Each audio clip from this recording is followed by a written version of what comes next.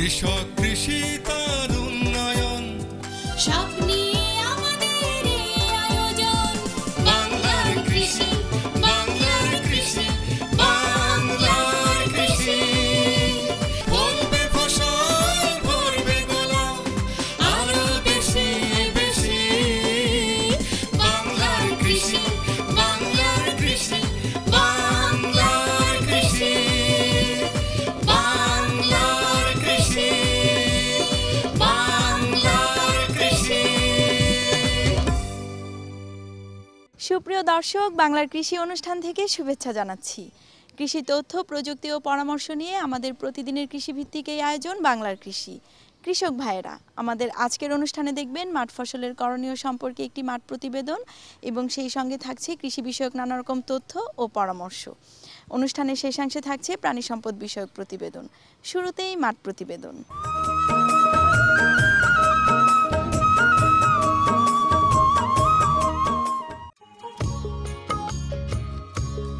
ফুল পৃথিবীর সবচেয়ে নান্দনিক উপকরণের মধ্যে অন্যতম।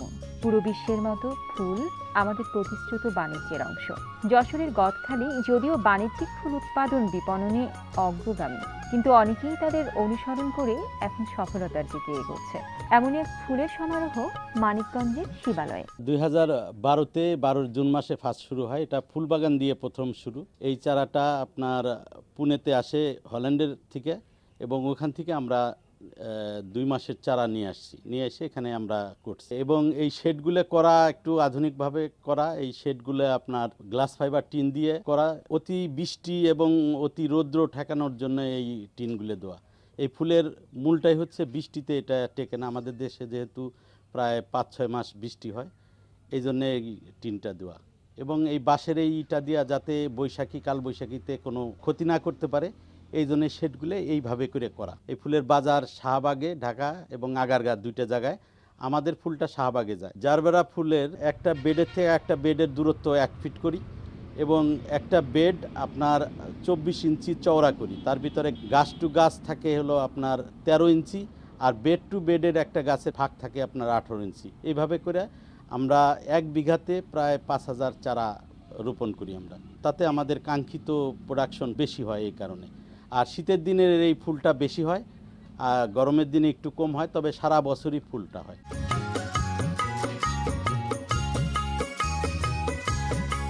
এখানে নার্সারিতে অন্যান্য কার্যক্রমের সাথে বিভিন্ন ফুলের উৎপাদন এবং বিপণন চলছে। সবচেয়ে বেশি উল্লেখযোগ্য হচ্ছে জারবেরা ফুল।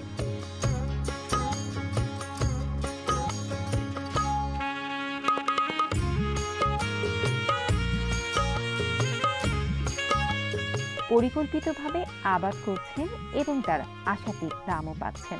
একটি জারবেরা গাছ লাগানোর পর অন্তত 8-10 বছর পর্যন্ত ফুল দেয়, তবে মৌসুম ভেদে কম বেশি হয়। একই সাথে বিভিন্ন বালাইয়ের আক্রমণও মৌসুমের উপর নির্ভর করে। তবে এ কথা ঠিক, সুপরিকল্পিতভাবে জারবেরার আবাদ করলে একর প্রতি বছর 5-6 লাখ টাকা আয় করা যায় অনায়াসে, যার প্রমাণ দিয়েছেন শিবালয়ের জারবেরা ফুলের চাষিরা।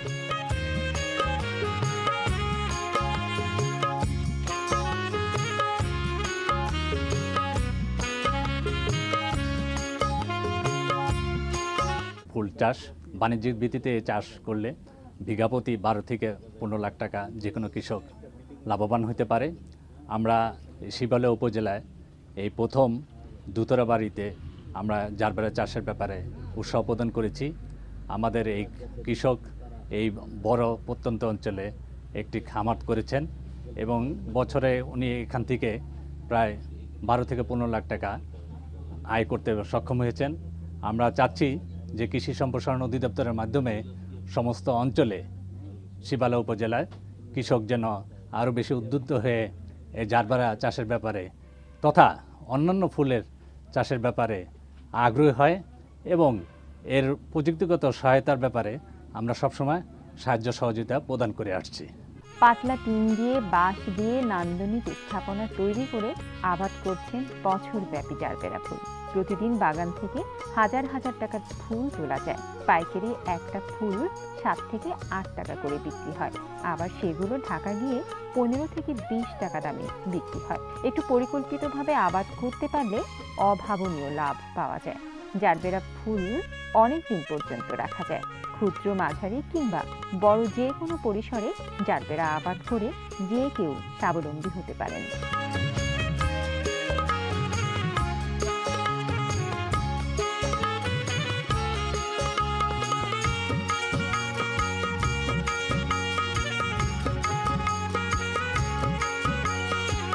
এখানে প্রায় 3 বিঘা জমিতে এই জারবেরা ফুলের চাষ হয়েছে এবং আমরা দেখছি যে এটা অত্যন্ত লাভজনক একটা কৃষি ব্যবসা। আমরা হিসাব করে দেখলাম যে যদি সঠিকভাবে পরিচর্যা করা হয় এবং রোগবালাই পোকামাকড় দমন করা হয় তাহলে 3-4 বছরে প্রায় 12 থেকে 15 লক্ষ টাকা এখানে লাভ হইতে পারে এবং এই লাভটা যাতে সারা বাংলাদেশের কৃষকরা গ্রহণ করতে পারে সেজন্য আমরা প্রচারণা চালাচ্ছি যে এই জারবেরা ফুলের চাষ এটা অত্যন্ত লাভজনক এবং এটা জনপ্রিয় করার দায়িত্ব আমাদের। যেহেতু আমরা কৃষি সম্প্রসারণ বিভাগে কাজ করি, আমাদের দায়িত্ব হলো যে কৃষক যেখানে বেশি লাভবান হবে ওই প্রযুক্তি তাকে হস্তান্তর করা। সুতরাং আমরা এই টেকনোলজি যাতে আমাদের মানিকগঞ্জ জেলার সর্বত্র তথা সারা বাংলাদেশে ছড়িয়ে পড়তে পারে সেজন্য আমরা কৃষি সম্প্রসারণ বিভাগ এই লক্ষ্যে আমরা কাজ করে যাচ্ছি। এখানে জারবেরা ফুলের চাষ আছে, এখানে গোলাপ ফুলের চাষ আছে, রজনীগন্ধা, অনেক ধরনের ফুলের চাষাবাদ চলছে। এখানে যে চাষাবাদ, এখানে যে পরিচর্যা যাতে সুন্দরভাবে হয় এই জন্য যে প্রযুক্তিগত টেকনিক্যালি যে সাপোর্ট এটি যাতে আমরা দিতে পারি এই জন্য উপজেলা কৃষি অফিসার সেবালয় এবং এই এলাকায় যে সমস্ত উপসারী কৃষি অফিসার কাজ করে আমরা সবাইকে এই ব্যাপারে প্রয়োজনীয় পরামর্শ প্রদান করেছি। বাংলার কৃষি, বাংলার কৃষি, বাংলার কৃষি। শুধু দর্শক দেখছিলেন প্রতিদিনের কৃষিভিত্তিক অনুষ্ঠান বাংলার কৃষি। কৃষি তথ্য ও প্রযুক্তি নির্ভর আমাদের এই বাংলার কৃষি অনুষ্ঠানের মাধ্যমে আমরা প্রতিদিন আপনাদেরকে জানিয়ে দিচ্ছি কৃষি সফলতার বিভিন্ন দিক। সঙ্গেই থাকুন। এখন দেখবেন প্রাণী সম্পদ বিষয়ক প্রতিবেদন।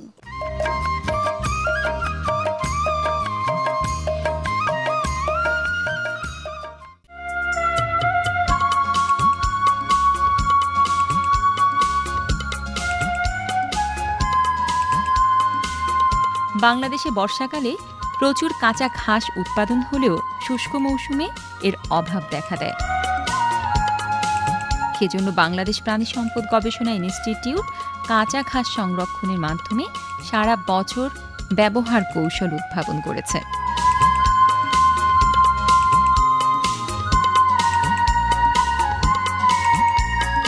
কাঁচা ঘাস সাধারণত হে ও সাইলেজ এই দুইভাবে সংরক্ষণ করা যায়। হে তৈরির জন্য ঘাস কেটে এনে কয়েকদিন শুকিয়ে এতে পানির পরিমাণ কমে 25 ভাগ হলে গাঁট বেঁধে মাচার উপর সংরক্ষণ করতে হয়।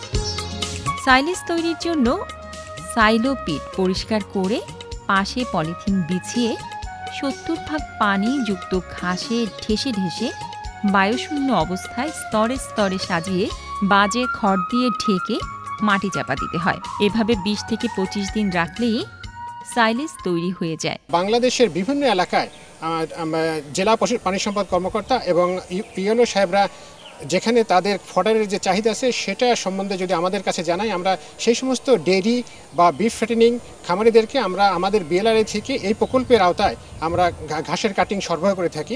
গরমের সময়ে ঘাসের প্রাপ্যতা একটু বেশি হয় এবং আমরা এই ঘাস যখন প্রাপ্যতা বেশি হয় এই ঘাসকে সংরক্ষণ করার জন্য আমরা স্মল স্কেলে এটা যাতে সংরক্ষণ করতে পারি, বিশেষ করে ড্রাম সাইলেজ এবং মানে বাম্বু মেট মানে বাঁশের যে ডোল আছে তার মধ্যে আমরা এটাকে সংরক্ষণ করার পদ্ধতি খামারিদেরকে আমরা হাতে কলমে বিভিন্ন জায়গায় প্রশিক্ষণ দিচ্ছি এবং ডেমনস্ট্রেট করছি।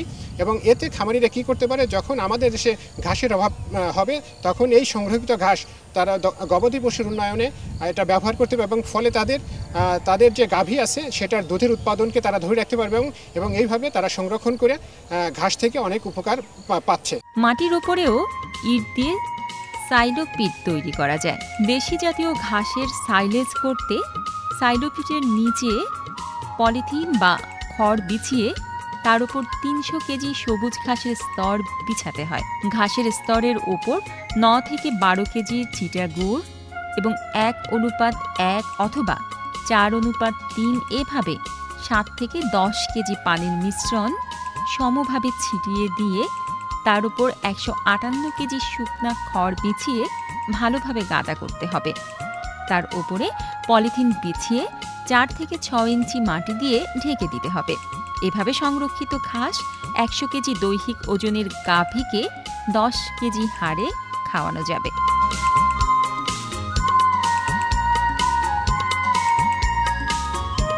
গবাদির খাদ্য সংরক্ষণের জন্য উদ্ভাবিত এইসব প্রযুক্তি ব্যবহারে দেশের গবাদি পালন আরও এক ধাপ এগিয়ে যাবে, সেটাই প্রত্যাশা। বাংলার কৃষি, বাংলার কৃষি, বাংলার কৃষি। সুধী দর্শক, দেখছিলেন প্রাণী সম্পদ বিষয়ক প্রতিবেদন। সেই সঙ্গে শেষ করছি আমাদের আজকের অনুষ্ঠান বাংলার কৃষি। বাংলার কৃষি আগামীকাল একই সময়ে প্রচারিত হবে। কৃষক ভাইয়েরা, আমাদের এই অনুষ্ঠান সম্পর্কে আপনার মতামত এবং পরামর্শ আমাদের লিখে জানাতে পারেন। আমাদের লিখবার ঠিকানা প্রযোজক বাংলার কৃষি, কক্ষ নম্বর 222, বাংলাদেশ টেলিভিশন ভবন, রামপুরা, ঢাকা। আমাদের email address banglarkrishi@ais.gov.bt। Facebook ID বাংলার কৃষি।